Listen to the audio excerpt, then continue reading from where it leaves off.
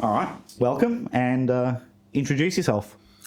My name is Stephen Ives, or Ives. Most people know me as Steph or Stefano. I'm an artist, sculptor, as in a bricolage sculptor. I put things together from other things, and I draw as well. Okay, give us a bit of your background, your artistic background. Look, that would go right back to when I was a kid. Both my parents had a certain creativity to them. There's a strange, odd creativity that runs down the female side on my mother's side, of eccentric creatives. So I've always been creative. They always encouraged it.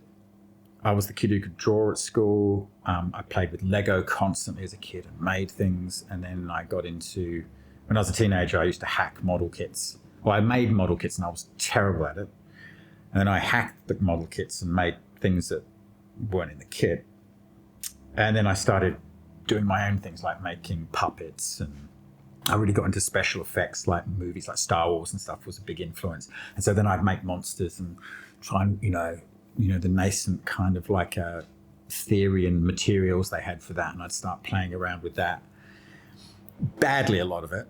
And then I, did all art and creativity, all, and graphics through school. Got really high marks at the end of high school. Entirely failed to get into all of Melbourne's art colleges, twice now. In my 20s, I was chefing. So I had this, and I went through actually about a 5 or 6 year artistic block, just couldn't do anything. And then in my mid 20s, got back into it with the influence of a couple of, a girlfriend and another female friend who just kind of opened me up and kind of got me to have a look at myself and went, you should be doing this. And I got back into it, and then I started exhibiting. When our first exhibition was when I was 27. So I had a couple of shows which were drawing and kind of painting, and I was just trying everything. Like it was like this valve had been opened, and I was trying oil painting and collage and, everything. And it was pretty wild. And then slowly over the years, I started kind of honing it. I got into sculpture just accidentally in my early 30s, I think when I was 31. And I realized that like the sculpture went all the way back to playing with Lego and making model kits. And it was just this pure play. It's just easy. Drawing was tempered by school and I did graphic design college for a couple of years, hated it, terrible at it. So in some respects, I'm still relearning how to do two-dimensional work, because I've had to unlearn all the stuff I'd had from school and college. Whereas sculpture was it was play all the way through. How did you know? You said you were terrible at graphic design, did you say? How did you know you were terrible? Well, just as soon as someone was going, oh, look, here's our, here's the target market, here's the brief and all that kind of thing. I'm just like, I'm in a box. To me, my brain, that stifles me. I'm better at it now, but when I was at college, I didn't know my ass from my elbow. When I was in college, I was very closed off. From my teenage years, I just wasn't good at it. I just found it really stifling. I hated it, and I did bad work. And it was just advertising and marketing, and most of that I just thought was just like basically just turd polishing. It's just shit, selling shit. If you hate what the product is, why would you do good work? I just, some people do it really well. Like they do beautiful work, not my thing. And I'm very selfish as well. Like selfish in regard to my creativity, I realize. It's like I'm the extreme end of artists in that it's me doing my shit for me, but hopefully you'll like it, So I guess like it was the context of the work you were doing. Yeah. It's just, I find it interesting that out of all the things you've done, you say that that's something that you don't do well. Look, I probably might be good at some type of advertising, but, Jesus Christ, it was dull stuff we were doing at college. I can't even remember some of the things you had to do. It was just, do an advertising campaign for the local newspaper. It was just like, couldn't do it. But you want completely ridiculous, ludicrous ideas and stuff. Yeah, my brain will just churn them out. You can throw stuff in, it will come out with spin, but it might not be practical. It'd be hilarious, maybe, or wonderful, or ridiculous, or fabulous. Great for creative projects, but don't get me to try and advertise your product, and more importantly, don't get me to try and give you ideas and then have a marketing department whose understanding of creativity is make it big and make it red, then tell me my work needs to be this or that. It's like, well, why involve my brain, which is very attenuated towards a certain way of thinking, for that? That's just the way I see it. I'm just not good at it. Yeah, so it's kind of like not your happy place to be, and not the way you want to use your creativity. No. Yeah. So this was pre your break and chefing? So chefing, the first stint was 22. So I did a little bit of college, dropped out after 2.5 years. One of them was a repeat. Went to Europe for 3 months. Always loved food, always a big part of my life. Came back and went, I want to be a chef. I remember my mum going, you sure you want to do that? You sure you know what you're going to get into? I was going, yes, it's going to be fabulous, romantic, blah, blah, blah, all this kind of thing. Did cooking college. But 3 months later, I'm in a kitchen that was going down the tube up on Spring Street, being threatened by an aging alcoholic Belgian chef with a hair-trigger temper. And it was like, oh, now I'm a chef. And so that was really good. I learned a lot, it trained my brain a lot in dealing with kind of chaos and time and structuring myself. As I kind of said, I don't know how my brain was before that. It's a very big part of my brain was that. There's an outlet for creativity, although it tends to get stifled, because at the end of the day, you're trying to sell food. Most of what you produce, well, all of what you produce, ironically, gets turned into shit. And then the waiter gets the thank you, which it wears you down after a while, And during this time, you weren't like creating your art. No. So it's safe to say that being a chef didn't really satisfy your creative urges, I guess. No, for a little bit it did. I did a lot of pastry work as well. Like in Australian chefs, you learn everything. No, it taught me a lot about working hard, organising myself, working well under stress, quick, efficient working. And a lot of it was just about cracking me out of the shell that I'd put myself in as a teenager. And in a kitchen, you're locked behind these doors, just being stressed as hell. And you can have outbursts, you turn into a shit. Most chefs at some point, hit a wall where it's just like the stress is so much and it just builds up in you and it just hurts. And that's why chefs drink. That's why they do have a high suicide rate. It can be a very antisocial job. You've got to love it and you do amazing things. And I think it's an amazing job, but it ain't easy. Back in the 90s, it was just like, cowboy. So it was after this, so you had your start again, your resurgence, I guess. Yeah, when I was about 25, 26, I think it was 25, 26. So that period of working as a chef, not doing anything creative, how do you think that contributed to your resurgence? Like your creative, like you kind of talk about it like it just burst out of you, all this. Well, it literally did. I mean, I did one piece of artwork in that 5 or 6 year period when I was chefing, and it had no connection to anything I'd done before, and way more connection to what I actually did in the future, which was very interesting. It's like I just did one piece. I've still got it, and it was very strange, and it was almost like part of me, you can call it. I'd call it the muse now or whatever. That energy. As you get older, you think it's more and more something's coming through you. It was like it was going, look, you can do this. This is where you're meant to be going. You got some shit you have to work out. You're not being responsible for yourself. You're not, taking any action in your own life. And so then, I had a girlfriend at the time who, she was instrumental in kind of cracking me open. Then I had this friend do this. She gave me a full body massage, like really deep tissue massage. And she was very, kind of connected and very good at it. Had some huge emotional reactions. I remember going home, tried to do a drawing, and it was just, I was very into fantasy work and stuff as a teenager, Dungeons and Dragons, all internal imagery, very realistic finished drawing style, but really fantasy. And I tried doing this drawing, and it was this, this fantasy drawing.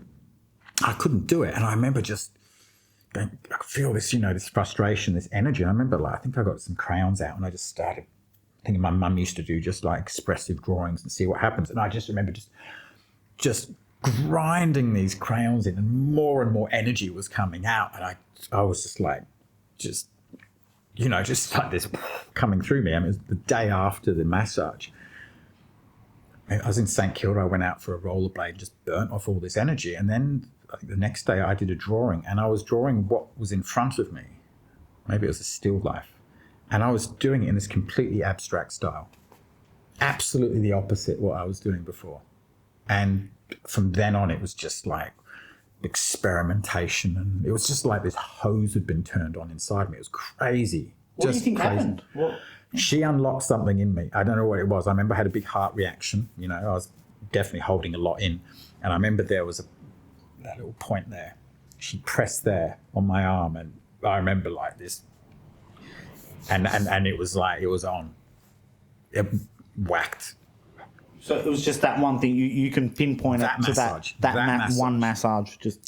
And everything changed. It was just like, she turned on the tap, and my creativity was going, well, let's go. And then after that, it was like, okay, how do I, it's like a hose being filled on. You're trying to hold it and temper it and work out how it works. And that's what it was from then on. So I did a few shows, sold everything, it was quite cheap prices. But I was experimenting with color. I barely used color before that. I was playing with objects and sticking things on, and oil paint and drawing and inks and watercolor and crazy stuff. A couple of nice pieces. There was some nice line work with ink and pen. But it was just nuts what I was doing. And then slowly I started getting more ability to focus and work with it, and still have a very intuitive feel. I love the, just having a very intuitive way of working. Like, I'm very quick to just dive into something, and I get the vision, the idea. And then you go, okay, what do I need? Okay, I need a Barbie horse, or I need that model there, and I'll start chopping and doing. And then you start, filling the gaps, and you might go away and your brain goes, okay, we did that today. I think this little bit over there might be needed. You go, great, okay. And then the next day do that, and then a little bit more comes forward. It's all done in the subconscious for me. Very little conscious work in the front. I let it all happen in the back, and then I tweak it in the front. So, yeah. So your kind of conscious mind is doing the tweaking, but the subconscious does all the grind work. Yeah. It does all the grind. It does all the inspiration. It will be putting shit together. I'll throw ideas back, and it'll put them all together without me, while I'm sleeping or whatever, and then I'll get little glimpses of it. And then sometimes I'm going, I'll be cycling home, and certain stretch of road, which is just nice and clear, I'll just, there's certain places I'll always do it. I'll just going, okay, what do we do today? And I'll get the idea that we're up to, and I'll just throw it back. And just the motion of cycling seems to add energy. And then my subconscious will just go, throw it forward again with some other spin on it. And I go, oh yeah, that would work really well. And I'd throw that back, and boom. So, and generally it's quite smooth. I did a epic work in my last sculpture show. It took 1.5 years to build and conceive, 2,000 parts, ludicrous on every level. I was able to work on about this much at a time, 1.5 years, just little patches. I was working on it. And my brain, the subconscious, was doing so much work. It was literally leaking out. I'd wake up in the middle of the night, just wake up, and my brain would be going, okay, you've got to think about this now. It'd send a little part of the sculpture forward, and I'd be like, oh, fuck's sake, it's 3 a.m. And you're just sitting there going, okay, can we go back to sleep now? It's like, no, we've got this bit to work. It's like, and it was just so much going on. If you see the sculpture, it's called Spiritus Mundi.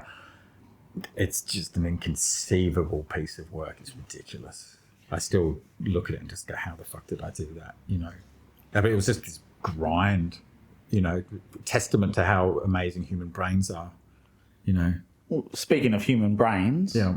you mentioned when you were younger, you had like a shell around you. Is it when you were a teenager sort of thing? Now, I imagine most kids who would do something like that, they would do it to protect themselves, but it sounds like you had a supportive family. I had a fabulous family. Like I grew up in England. I came here when I was 12. So I grew up in southern England, beautiful rolling English downs and countryside, like just idyllic childhood, beautiful. We had a nice house, outskirts of a beautiful old town, lots of homegrown food, just, you know, making things, playing in the garden, in the hills. Gorgeous childhood. Can't fault it. My parents were amazing. Yeah, we always had a bit of reserve, I think, just the way they were brought up. They were only kids, you know. My dad's parents were tail end of the Victorian era, you know. I was born in 1970. So there was always a little bit of reserve, but we all got on really well. You didn't really express love the way a lot of English people don't, you know, it's just that weird reserve. And so then my mum was Australian. We came to Australia. My dad's parents died. Came here in 1982. So I was, you know, kind of for me, it was like being torn out of this beautiful childhood, that everything I'd ever known and loved.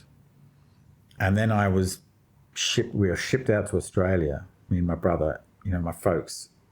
And we are in Glen Waverley, not actually a bad suburb. It could have been far worse. In 1980s Australia and 1980s Australia, I had a chat with a guy who came out at the same time. He was Scottish. And he said, yeah, it was a very xenophobic period for Australians because they were still trying to make their mark on the world map, you know, the cultural cringe and all that. And so there, the big thing in the 80s was sport, namely cricket. Add to that, beating the Poms at cricket was the big thing. I'm a Pom. Weird, you know, weird kid, sounds weird, looks weird, smells weird, because I was a fucking teenager, of course, you know, hormones everywhere.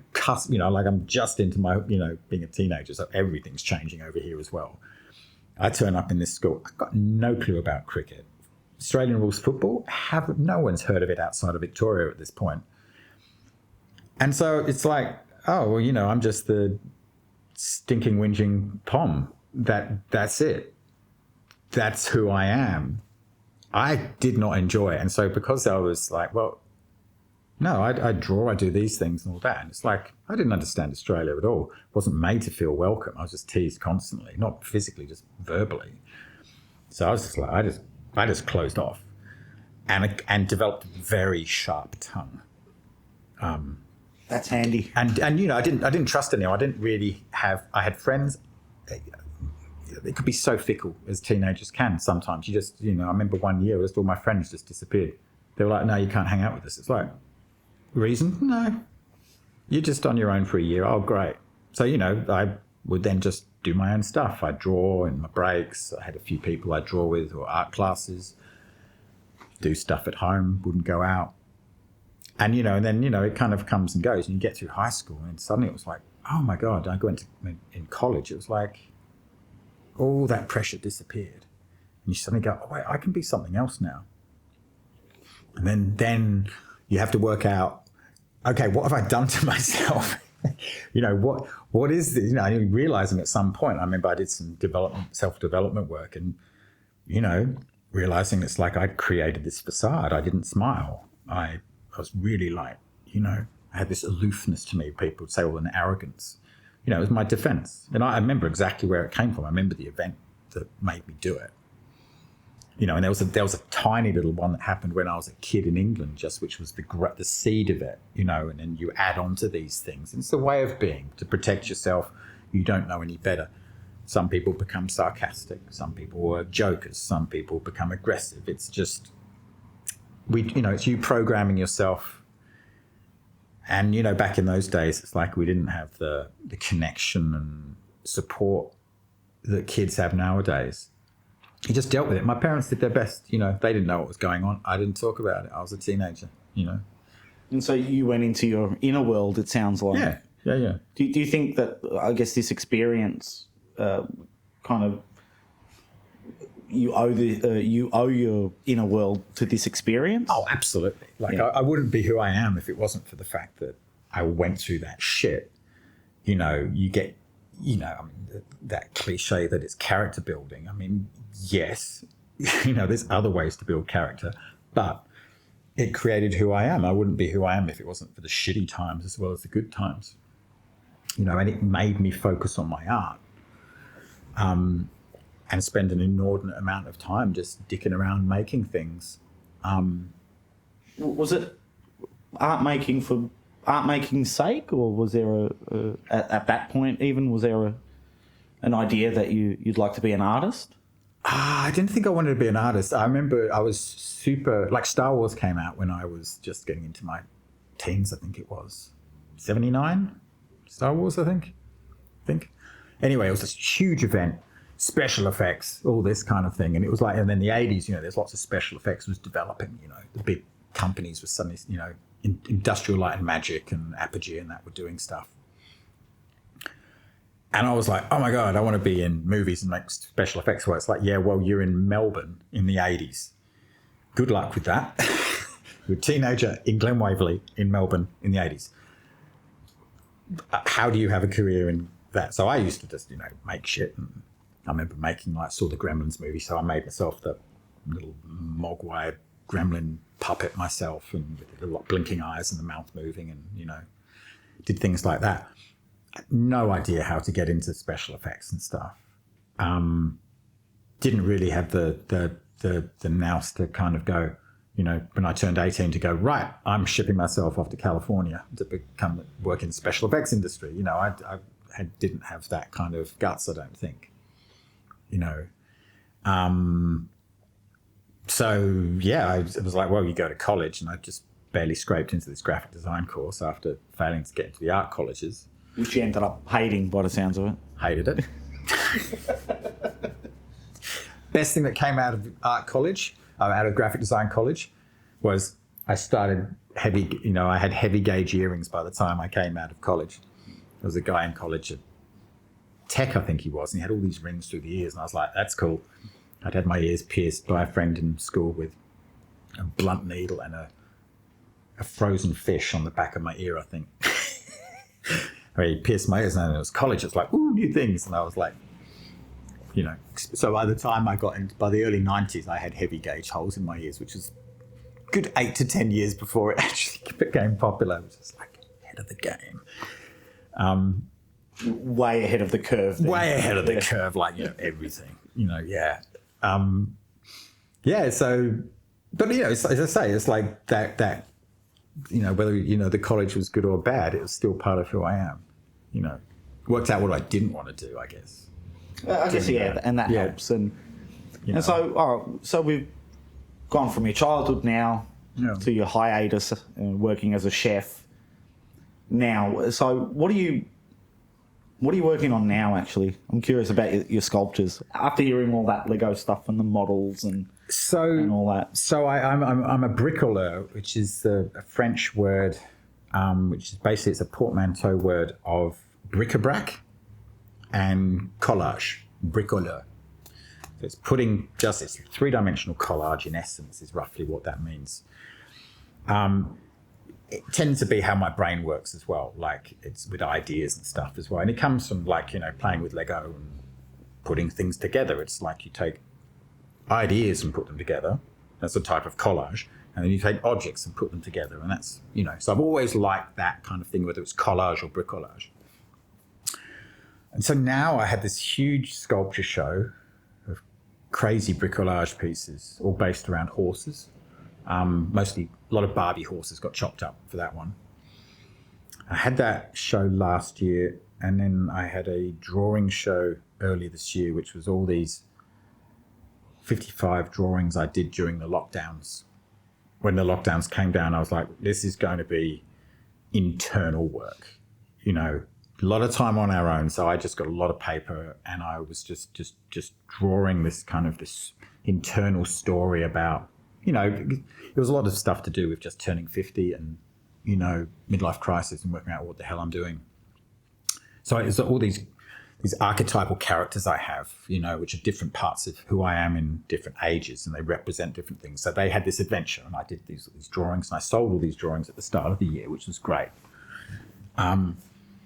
Now I'm in this spot where I'm trying to kind of extend my drawing further, because I have this style which is internal and realistic and fantasy, based on a lot of European comic book artists and things like Tintin and Mobius and such, which I grew up with. Big influences.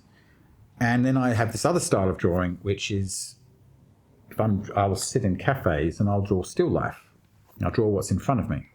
And it's a very loose, expressive style, but it's of what's in front of me. So there's these two weird things, realistic fantasy and abstract reality.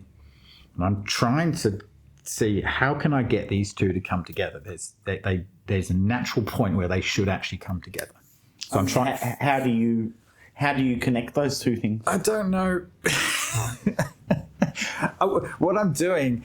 So all you have to do is go, okay, let's just start working on this. So I really believe in kind of trying to break the way I work. You know, you get a style, you become known as, you know, the artist who does sheep or horses or, you know, landscapes in this particular style. It's like, well, okay, that's great. You've created something. You've trained yourself for that. But it's also, you've boxed yourself, and that to me isn't very creative. So I'll periodically try and break how I work. And so I think that's something that's starting to happen at the moment, is I'm actually going to start playing a little bit with oil paint, which I ditched years ago. I'm going to start playing on larger canvases, or maybe working with bits of collage and things, which I've done before, and just see what happens. Just start doing it. So I started doing a bit of drawing the other day. I actually was doing a still life from memory of stuff I'd done in cafes, but in my studio, so there was no objects in front of me. It was just my memory and a few sketches, and then I played with that to see what would happen. Basically just to start to get the gears working in that. And then the same with my sculpture. I'm actually this summer I'm going to be doing some, I've been doing some really low-end fast bricolage work. I've got a show coming up next year based on snapshots. I've taken memory snapshots of homeless people for the past 3 decades, and I've got little doodles of them, but then the rest of it's just my memory of the memory. And then I've done these almost there. I think I've got 10 of them in the studio, and they're really low-end, fast, junky bricolage. Real pleasure to do. But I want to start doing some metal work. I've done a little bit before. But yeah, we've got 3 metal workers at our studio at Pelican. So I'm going to get some metal, some rod, big Barbie plate, get the welder out, a plasma cutter, and just start working big and see what happens. You know, that sounds like fun. Yeah, you know, and again, just to go, okay, different medium, it's going to make my brain think differently, different structure, weight, things like that. What happens now? And then I know my brain will start going, oh yeah, you can do that, you can do that, you've got this, and you can do this. You know, that's just to kind of push myself. You get complacent otherwise. You mentioned breaking your work, and I understand what you mean by that. I think I do anyway. What I want to know is making myself uncomfortable. Yeah. You chose oil painting to break your work. Yeah, because I'm shit at it. That was the question. Why? I was shit at it.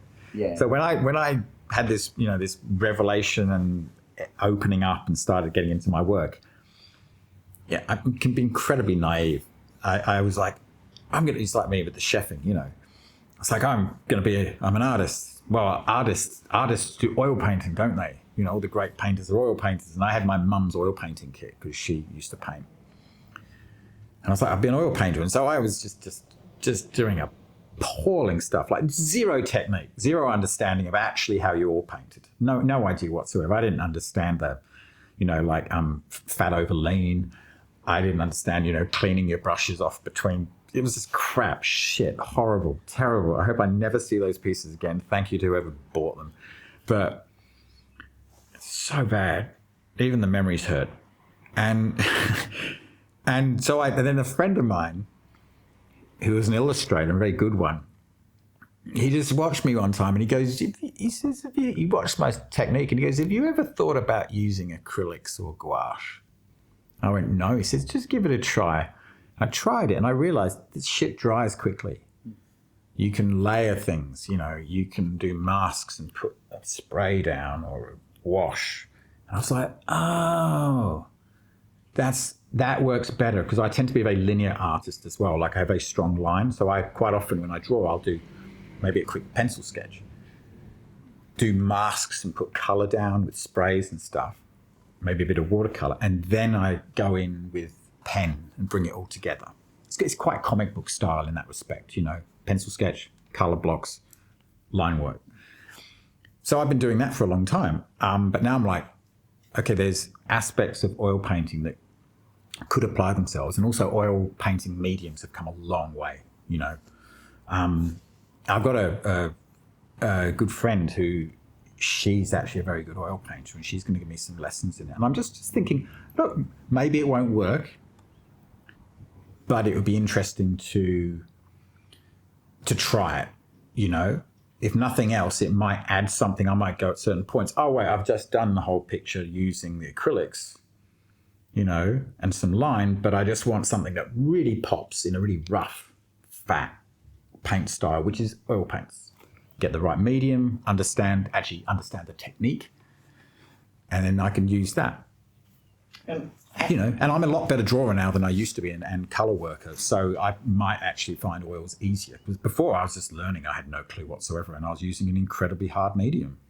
It's exacting. Yeah.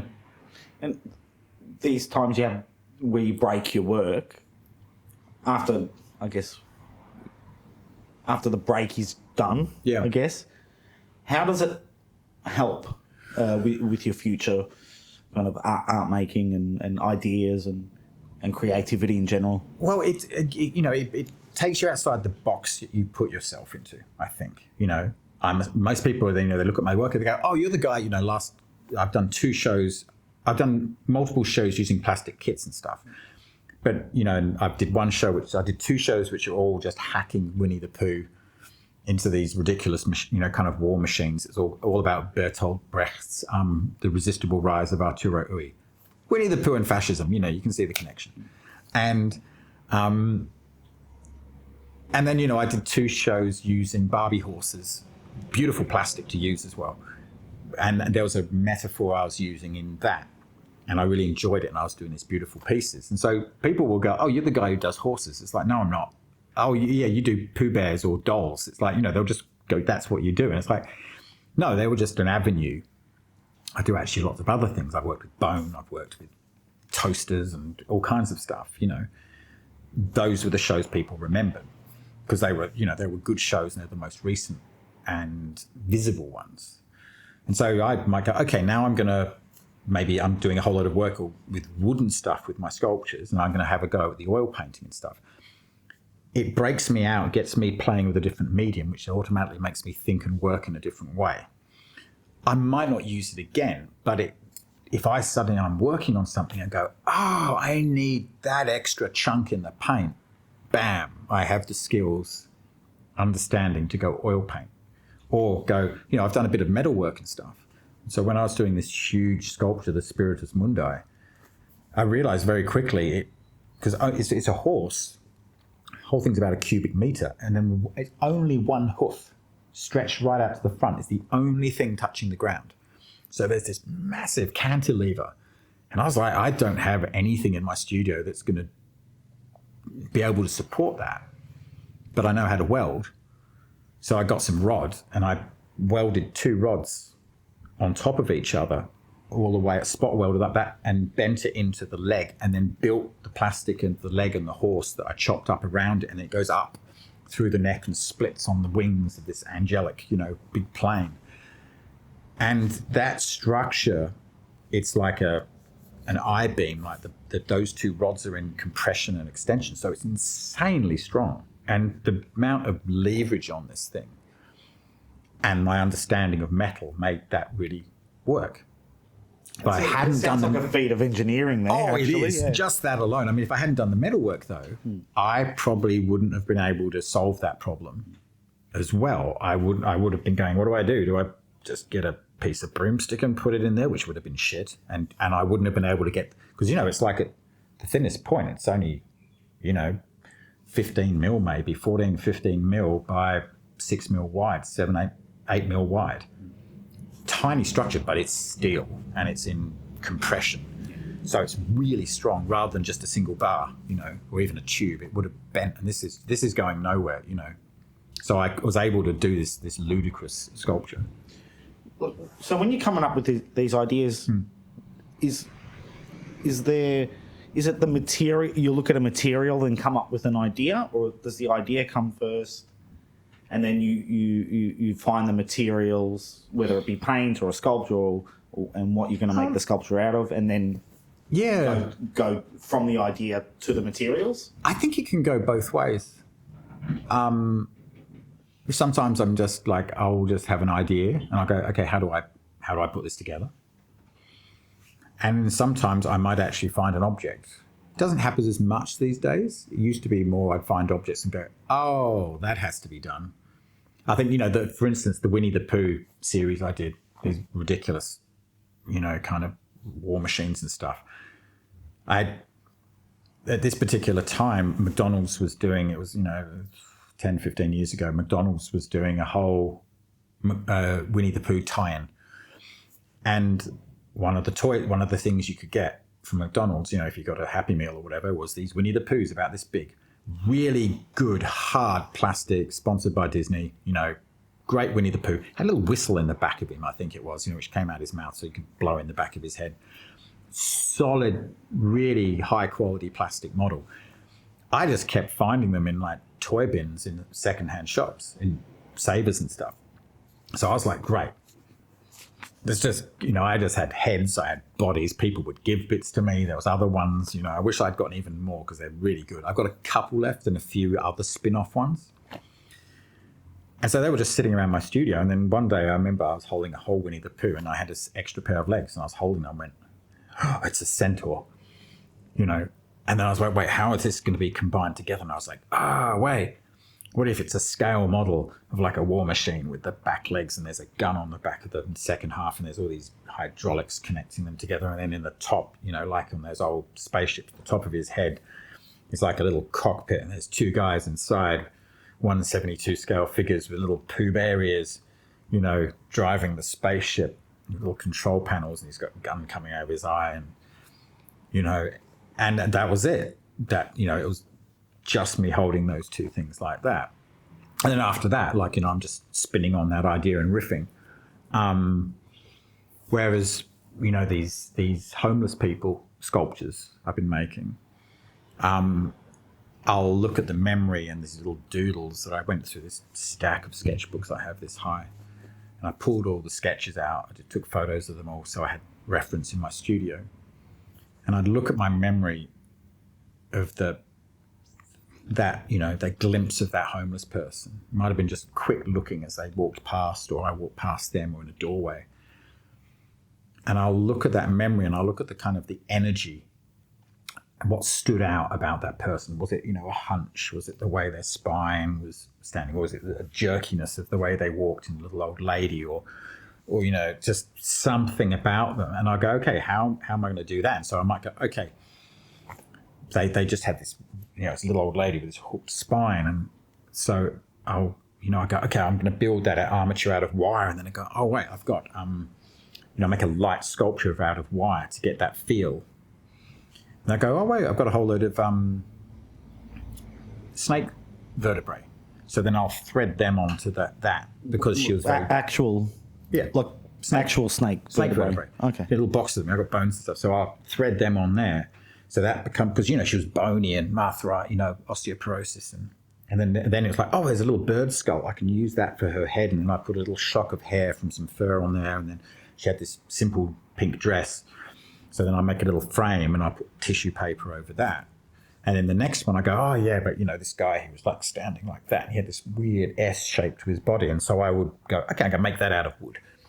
And then it's like, and he had, shabby coat and stuff. It's like, oh, it's really easy to do that with some paper impregnated with glue, but then he had a shirt. So I'll get a piece of shirt and the buttons and and then just playing around with different things like that. In those ones, I got the form inside my head and the energy I want to express.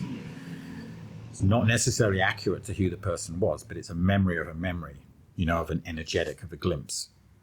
And then I'll find in my studio what's going to fit that, And that's the real junky bricolage. There's very, very little use of, like, say, epoxies and polymer clay, which might be used in some of the other pieces. Like I just did a piece for the B&Art Gallery's toddler pillar show, and you've got like a doll, 6-armed doll, to hack any way you want it, and all his artists got one.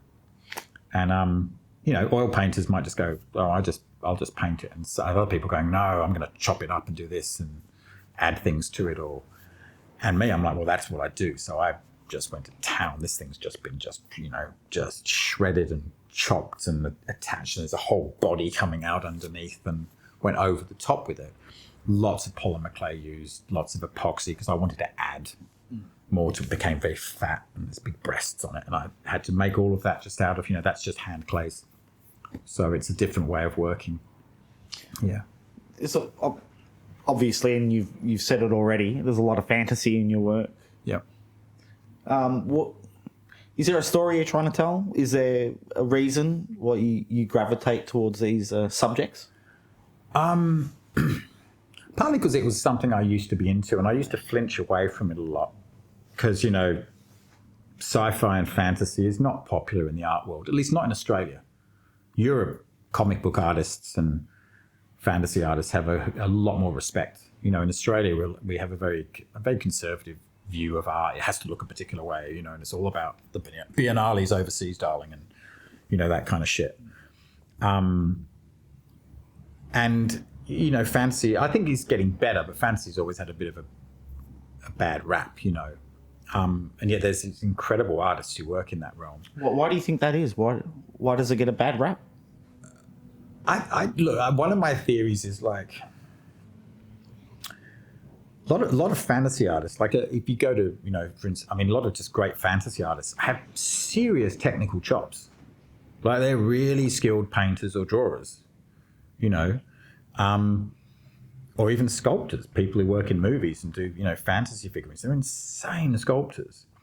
Now, if you're into kind of like heavy conceptual work, and look, there's a lot of different avenues in the art world. There's some amazing conceptual artists and video artists. They do really beautiful work, and But also, if you say you go to art college and you realise you're not very technically good, or you don't have the studio ability to really dive into being an amazing painter or sculptor, and then you do there's a special you do on video art or, heavy conceptual work. And I think the conceptual drive is pushed a lot at colleges because it's also a way of quantifying work. It's like, you wrote a really good essay about this, great, we can tick that. Creativity, a little bit harder to mark. But I'm saying, in some respects, it might be just a lot easier for some people to go, oh, I'm just going to do a video of a dripping tap. Yeah, and I'll write this essay about it and blah, blah, blah, blah, blah, blah, blah, I had a friend who did a whole essay in art college about how easy it is to do essays about conceptual work. It was quite beautiful. His lecturers hated it. It was complete bullshit essentially. He was writing, but he wrote it in a way which sounded really arty. Do you think it's bullshit? Oh, some of it definitely. I think sometimes it's. It can be just so easy. I saw one the other day. Some artist, he had like a stack of buckets, red buckets with sand in them. All, like 10 of them in a row, all stacked up. There's a whole lot of people standing around in the gallery. And he goes up and he gets like a screwdriver or something, makes a hole in the bottom bucket so the sand starts falling out. Eventually the sand falls out and the buckets all go boom, boom, and fall over, and there's bucket sand, bucket sand, bucket sand, bucket sand. And he just stands there and he goes, and everyone applauds. It's like, I'm sorry. That's just try harder. Come on, really? How do you put that next to, like, I don't know, Phil Hale, insane, oil painter, or Simon Lee, incredible sculptor who works in the movie industry, or it's like you've got to distance yourself. If you're into that and your gallery's into that, and then you've got these people who actually you can go, oh, they're an artist because they have skills. Like, if you're a plumber, you have skills as a plumber. You're a programmer, you have skills as a programmer. If filmmaker, you have skills as a filmmaker. This is how you get your title. For some reason, like, artists don't actually necessarily have to have skills as being artists now. Again, this is generalizing and stuff, because there are some very good conceptual artists and people who work in these realms.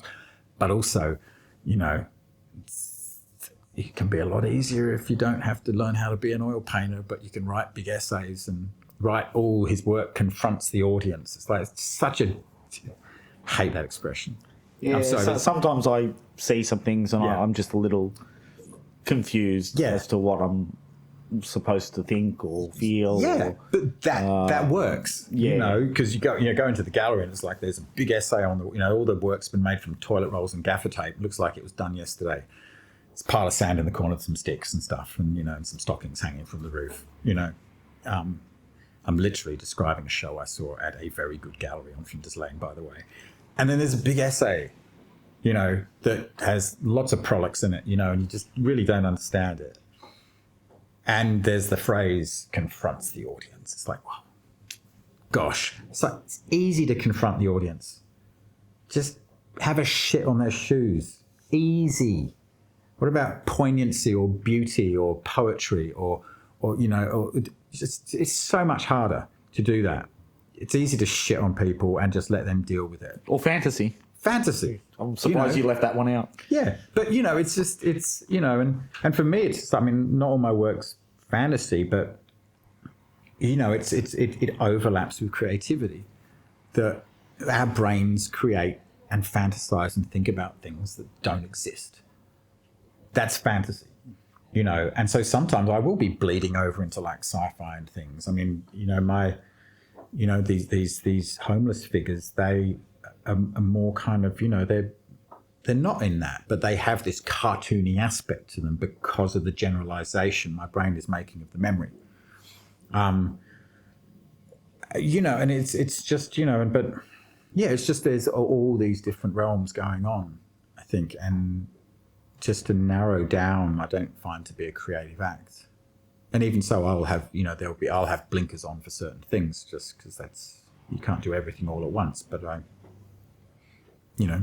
try to keep things expanding. But, you can hear my bias towards, the mainstream art world, the highbrow. Because, I'm clearly lowbrow because I'm into fantasy, which is, again, that's a tag you get. And it's like, who decided that one? Oh, wait, because you go to the Biennale and there's lots of money. Oh, that's why it's highbrow. Got it. Okay. So cynical. Sorry. That's all right. You're allowed to be cynical. You're allowed to be cynical here, I promise you. I'm aware of my cynicism, at least, Having said that, there's still a place for lowbrow art, as you put it. I'm not agreeing with you or disagreeing with you. Not my title, by the way. I think, and there's still people who purchase it, even. Oh, yeah, totally, yeah. The people, I guess the gatekeepers of the art world, how much influence do they actually have, do you think, on what is considered good art? Well, in certain realms, they have a lot of influence, I think. I think in Australia, pretty heavy influence, although apparently someone said it is changing a bit. I think they're just getting a bit old now, some of these people. Someone once told me there's about 5 or 6 people who literally are the people who dictate, the art, what is art in Australia. Because we are a very small, population. There is going to be a certain percentage of people in any population who are creative, give or take a percent. smaller population, smaller number of people. You know, take the American population of America, take that same percentage, it's going to be way, way, way, way bigger. You know, 360 million people, you know, take 10% of that and they're all into creative and art and stuff. Well, yeah, that's a lot of people, more than the population of Australia. And they're going to be like, bam, New York, LA, San Francisco, yeah, concentrated. Whereas in Australia, it's like, you know, we're small, you know. And, you know, we like real estate and mining and sport more. Do you think Not to say we don't have great artists here. Oh, we do. We're fucking great artists. Yeah. We kick above our weight, but I don't think we value it quite as much. Do you think these gatekeepers are the ones kind of driving the trend towards the conceptual art you were mentioning earlier? I think so, yeah. In general, I've seen that. I've had a lot of friends who went through VCA and they were saying, yeah, it's just... it was all conceptual and they just didn't do creative work anymore. I don't think any of my friends who went through VCA are actually artists anymore. You know, it kind of got driven out of them. And, you know, there's quite often like, you know, a connection between art colleges and galleries. You know, the art college will teach you how the art world works, which is a great asset. You know, I don't have a clue. And I got very dissuaded from, you know, being part of the art world because I just didn't fit into it with my work. And so I don't play the game. So I'm not as well known, say, as if I'd gone to an art college and I'd actually learned, oh, wait, you do this, you know, you get some grants, you turn up to these shows, you know, if you learned this recently, like, you know, there's a lot of rural galleries which are, you know, government run, like Bendigo and stuff. Well, there's a tradition of like you show with them. It's not about selling work because they're government run, but it's kudos you get for that. Whereas these galleries in the city, these are the ones where you sell the work. But if you do that and you do that, then you have a direct avenue to get into, say, NGV's attention or Mona or something like that. And it's like, oh, really? I learned that last year. You know, it was like... I learned that now. Yeah. You know, someone going through art college would have learnt it when they were like 18 or 19, you know, and that's an asset, you know. Do you think if you learnt it, your work would have changed? I have no clue. I don't know, because I think I still would have fucking just done whatever I wanted, you know, because I'm just kind of stubborn that way. Like for me, it's like it's all like it's dopamine hooks. It's what I like doing. I do what I like doing. You know, I go, oh, I want to make a whole series of Baroque toasters, you know, which are, you know, the theme behind them is revolution, weak connection with, like, I did these when I was in Europe, Baroque toasters, celebrating bread as the metaphor for revolution. So basically every revolution started with a bread riot. And then I was just doing toasters, but in styles with, you know, they're fabulous. They're great. You know, and it's like, yeah, it doesn't fit into the art world. Hilarious, fun. Looks great, awesome fun, you know. It sounds like you don't have any regrets. Is that something like if a young artist was asking you, you know, should I change? Well, should I do basically the work that is trending now? Would you recommend that? No. I mean, you're an artist. Shit. I don't know if you can. You know, if you can happily do shit that's trending, great. Maybe it might be an avenue to doing something else, but it's like, you're an artist, you know, we're all creative as human beings. An artist just tends to be a bit more conspicuous because they practice it more. Sorry to cut you off, but that's one of the questions I was going to ask you is, are all artists creative? They are in a sense, because they are they're having an idea, they're envisaging something. Some of them get way more into the technical side of it. Some of them might go, you know, I'm looking at you, Damien Hirst, you hack. Is they go, I've got this idea, it's, you know, shit, but I will get a whole load of trained artists to put it together for me. And then I've got this guy who he will sell all my work. I'm looking at you, Sax. And you're in the right place at the right time and you make tons of money. But guy just, I'm sorry, Damien Hirst. He's the worst. But he was right place, right time, ideas, get someone else to do it. Thank you very much. What was he did? He did I think there was some stuff recently about him being he did his own work, and they were just like, the critics were just embarrassed to talk about it. It was so bad. It was just barely even like entry level college, first year. It was just so bad. But he did a skull covered in £300,000 worth of diamonds. Bit trite, I'm afraid. It's like gold plating a turd. I get your point. We can be a bit more sophisticated than that. I think that's a pre-breakfast idea. But he got someone to do it, and they went, "Oh my god!" It's like pre-breakfast idea. I love that. I'm using that. I'm sorry, but you get 10 ideas like that. Just having a shit before breakfast. But he's Damien Hirst. He's made his mark. He has the people. He has the people behind him. That's it. Yeah, and the more artists I talk to and the more creatives I talk to, it's the reason why I asked, are all artists creative? Is it seems that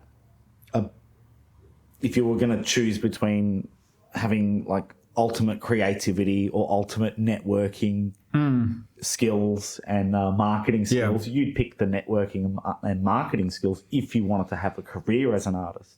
Yeah, you have to do a bit of both. Some are very good at both. Some are very good at one. Most are very good at one or very good at the other. Some just get the right place at the right time. I have an old friend who's a successful artist, and he was a good artist. He came out of college, back probably about the same time I was coming out of college, was similar-ish age. And he was a good painter, and he just happened to get in with the right gallery, and he's been an artist ever since. And he freely admits it. He goes, yeah, it's just kind of luck. He was the right place, right time, the right paintings. He's now got stuff in the NGV, He doesn't really play the game that much. But yeah. And then, then you get your Van Goghs who no success in their lifetime, sold one artwork to their brother, possibly the most famous artist ever, and the archetype for the struggling artist. For the struggling artist, exactly. Yeah. The one that gives all of us hope. Yeah. I remember standing in front of Starry Night. I got to see it. I was just like vibrating. It was just the energy coming off this fucker was just like, wow. It's like, okay, you went down in flames, but damn, good work. And he was true to it. He did what he believed, and no one saw it. And now it's like, pioneer. Well, it always leads me stories like that leads me to the question: what's more important, the process or the result? And I think process is more important than the result. The result being like, what do people think of it? Yeah. I mean, it's not to say you shouldn't, as an artist, you shouldn't be in denial of the audience being there. Going back to what I said before about confronting the audience. It's like, don't shit on your audience and expect them to just deal with it. If you are going to show your work, you should have an awareness that there's an audience. Doesn't mean you have to tailor it to them, but be aware there's an audience there. It's like writing a book or a film. There's going to be a certain journey that people will go through. And there's different structures to those journeys, but generally there's you need to be able to steer a certain way, unless you're French film directors, when they do the weirdest things right at the end of the film, and suddenly the hero's like the heroine's killed off and the hero runs away with the person who's fucked him over the entire time through the film, and you're just going, well, I don't understand what happened there. Oh wait, French film. Okay, got it.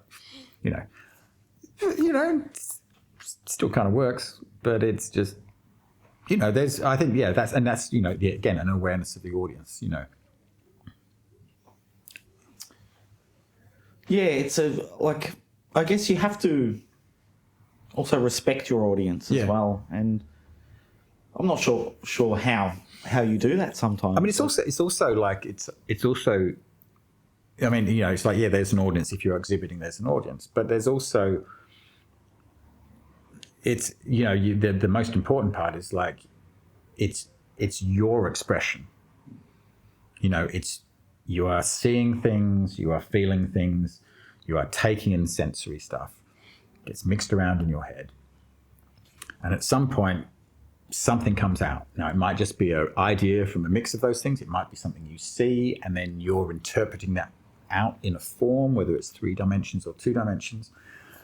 And so the expression of how you are doing it through the medium that you have chosen is an effect of, you know, is the result of those filters and your particular journey through life, you know. So you're putting your spin on it. So in some respects, I don't think artists ever do anything but self-portraits, you know, because what I do is, you know, if you give, you know, for instance, you know, I did these sculptures with Barbie horses, chopping them up and doing stuff. Well, if you get 10 artists and give them Barbie horses, you know, actually, a perfect example is this show that Biernat's doing, you know, John Biernat's gallery. We all got the same 6-armed doll. Yeah. And then you look at the results, you know, and there's oil painters and sculptors and all kinds of people, and the results speak for themselves. It's like, that's their filter, their filter, their filter, their. No one has come up with the same thing. That's what the artist is doing. And, you know, within that, you could actually, you know, if you had the senses, you could actually literally work out aspects of that person's personality, I believe, through doing that, you know. I mean, I look at my work and I will look at it and go, oh, that's what was going on there when we did that. Okay, you know. We were going through a very angry period, so that's why that color combination's used, and we're doing this. Right, got it. Okay, you know. I remember when my parents are dead. When my mum died, all my artwork just went really pale and white. And then when my dad died, I did a series. This was when I first did the horses. I did 5 horses over 15 months. It's kind of basically processing all this and processing my father's death, and then my mum as well. And there was one particular piece which was about both of them. But you could, when you put these 5 sculptures in a row, you could see it was almost like a sound wave of grieving, you know. And it was this expression of me just putting my feelings into it. And one piece was really just like there was this anger and this energy and stuff, and then it just went into like, there was a piece which was really peaceful and beautiful, and the colors were all greens and pale greens and whites. And then there was another one where it was just like kind of crumbling, you know, and wonky and patched together and kind of all oranges and goldy browns. And then the last piece, it was just like compact, and it was like hope, and it was rainbow colors, and it had this fun little trot to it, you know. Is this something you saw after the fact? Yep. I mean, I was aware that each one had a different vibe as I went through it. But when you put them all together in a row, which is the only time I saw them in the gallery, you went, oh, it was just like... So you weren't really conscious of it at the time of creating the work? No, I knew they each had different flavours. Yeah. And I'm aware of, you know, the one where it went really pale is when I'm in a very deep emotional... The colour just gets drained out of the work. And I know, for instance, you know, like there's certain combinations of colours and intensity. So for me, I've noted that if I'm in a very deep emotional space and, you know, it's like turbulent, a lot of worry and, you know, anger, and I try to keep my head very clear. But the artwork will be high saturation and particularly a deep blue and a dark and a red together. High saturation is a real, like for me, it's anger, it's gut, you know. But then if you do a pastel blue and a pastel red, which is pink, that's a far more balanced feel for me. So the saturation, again, you see the colors bleeding out, you know. And then if I'm really just, it's sad and, you know, there's tears and crying and stuff. And the sculpture I did of this big one I did of my folks, which was the middle piece in these 5. Yeah, it was just, there was a lot of crying in that, you know, and it was about their life and me looking at myself through my father and my father's life and all that. And it was just really washed out colours and wood and pale green and white.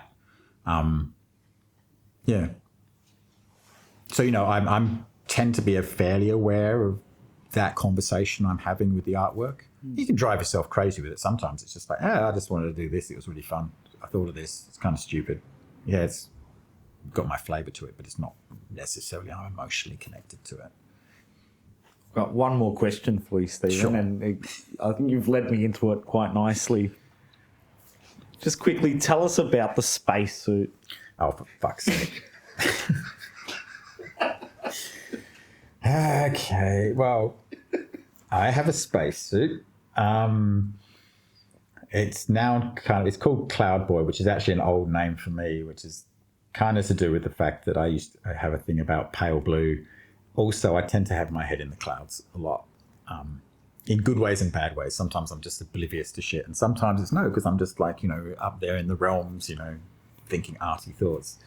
But so the origin of the spacesuit is back in my sci-fi fantasy days in high school. I remember towards the end of my teens, I got into kind of like, I think it was the film Aliens, the second one. Remember there was the fight at the end with the big robot thing and Ripley's... Was it a big yellow robot? Yeah, thing? with the forklifts forklifts, and Ripley's inside and she's fighting. I was like, oh my God, that's amazing. And so I got into that. And then I remember doing kind of manga power armor drawings, And looking back at it, it was all very much a metaphor for me feeling powerless as a teenager. A friend of mine, she was the one who talked about the reflection of the artist in the artwork and the self-portrait. And I remember I was doing all these pictures, and it was like, it was these guys, superheroes in power armor, and they're protected and they're powerful and they're strong and all that, but they're also separated and they're invulnerable, which is like very much kind of, I was feeling powerless, but also I had a shell around me. So it was quite interesting. That's when I started looking at that stuff. Anyway, that was in the late 80s, early 90s. 2001, me and a mate were sharing a studio in the Nicholas building. We went out to this factory offcut junkyard in the suburbs, and we were looking at junk and crap and stuff, and we found some, the ducted heating silver stuff. We picked some of this up, and of course, the immediate thought I get when I pick that up is robots, spacesuits, because you can put your arms inside it, and it's like, it's Doctor Who kind of, and it was like, let's make spacesuits. A year later, a couple of $1,000, I've made 2 ridiculously huge spacesuits. The shoulders are up here. Ridiculous things. I think my mate did a bit of the build and some more the electrical stuff in it. I did most of the build. We had boiler suits covered in foam and bits of aluminium and stuff, and I made 2 of them. His got stolen. So he wore them to an Eclipse festival in 2001. His got stolen when he was moving house. He just put all his stuff in an alleyway out the front of the warehouse, and either someone came and stole it or a garbage truck came and just dumped it. So one of them just disappeared. I had the remaining one. It was orange. His was blue. I then rebuilt mine. It was better, more practical. And then I rebuilt it. And then I think it started being worn at festivals. I got involved with festivals like Rainbow. I went to Burning Man multiple times, and involved with a crew in Australia who do festivals. And we got into dress-ups and costume. And so I rebuilt it 4 times eventually. The last time I rebuilt it to solve one problem, which was to do with the lighting. I had a friend who's very good at lighting. He did the lighting rig in it. And then I rebuilt I had to just sort out a battery area for that and all that. And anyway, I ended up rebuilding the entire spacesuit, ground up all the way through. His lights are all in there. Entirely failed to actually fix the original problem, which was where the battery pack goes. Didn't find that out until I plugged it in and put it on and had to put the battery pack in the slot. And I realized I absolutely fucked up. So the battery pack was gaffer taped to the exterior of the spacesuit, much to his hilarity.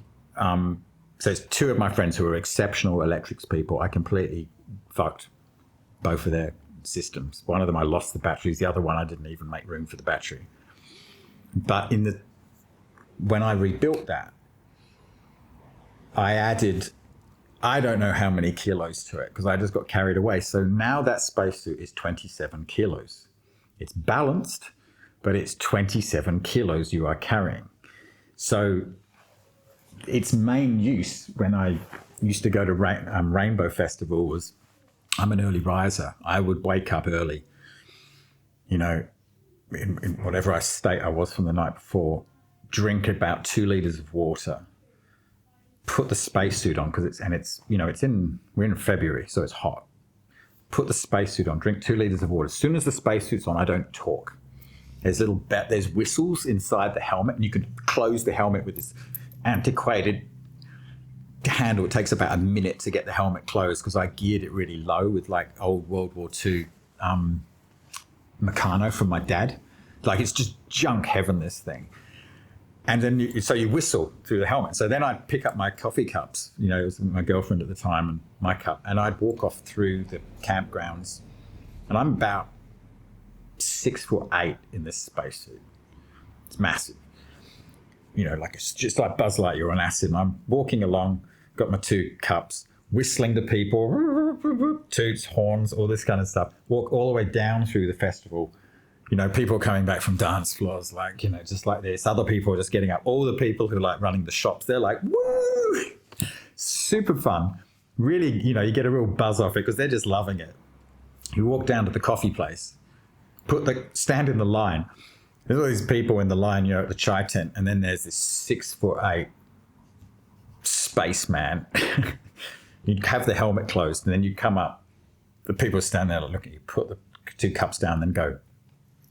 And spend about a minute opening the visor.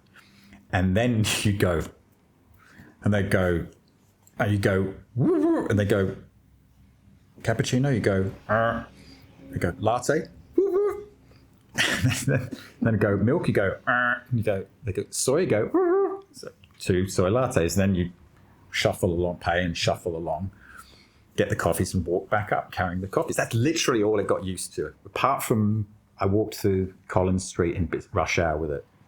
There's a video on my website.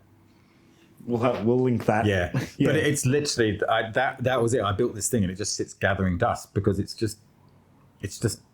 so heavy. And as I said, it's like realize it's kind of like, again, if you look at the reflection of an artist in their art as a self-portrait, it's like the burden of being an artist. It's 27 kilos of absolute fabulousness that I have to carry around. I cannot get any enjoyment out of it because I'm inside it. It's this burden I carry with me of creativity, my suffering. And everyone else is going, oh my God, it's amazing. You're amazing. Can you wear the suit here? Do this. And I'm just like, I just can't be asked. It's a waste of time and money. And yeah, it's fabulous. But, it's most definitely not a waste of time nor money, and it's given you a good story. Well, there's that. Yeah. And a lot of hilarity with friends because it just pieces. I fixed the whole thing up, and I remember I lost my friend's battery for the lights and walking through the darkness at a festival, and a friend comes up and he puts this rinky-dink little set of Christmas lights with literally batteries which were barely useful on it. He wraps them around it, puts the battery there, and I come down to my friends. We came down to these people. They go, amazing spacesuit. I'm going, yeah, it's all right. The lights, I couldn't find the battery. I've got these shitty lights on it with the thing there. I go, look, you can do the helmet. And I wind the helmet all the way down and close. It takes a minute. I do all this all the way down, get all the way down, and then the handle breaks off. And there's this pause, and then everyone outside is just howling with laughter. And I'm trying to unscrew the thing to get it open again. And then I found my friends, and I told them the story, and they're just on the floor crying. And I'm just like, it's sad 6'8" space. It just keeps breaking. It's just metaphor. There's a deep metaphor in there. It's just like patch it, keep going, breaks, patch it again. It's all rivets and shit everywhere, and it's just like, just keep going with life. Just, okay, that didn't work. Okay, try this. Okay, right. Okay, get older, wiser, maybe. No, keep going. Find humor in it if you can. That's it, I think, yeah. Well, Stephen, that's a good place to wrap it up. I think. And thank you for coming along. Oh, absolute pleasure. Sharing that story, especially. I enjoyed it. Thank you. Absolute pleasure. Thank you. Thank you. Yeah, it's really fun.